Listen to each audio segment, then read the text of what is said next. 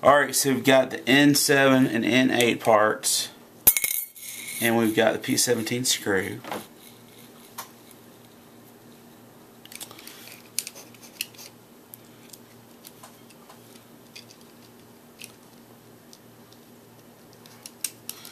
And this would be easier for you guys to see if it was different colors, but I'm trying to get a good shot of it.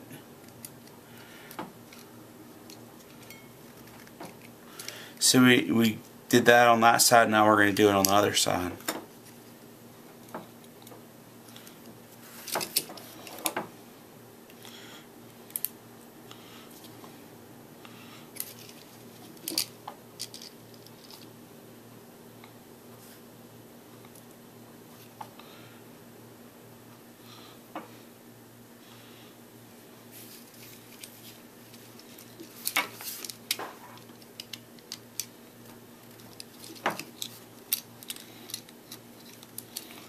Okay, we're in there.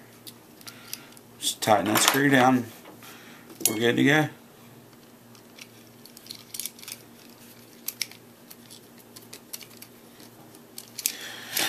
And I know it doesn't look like much, but that's going to be the part of the pincher assembly.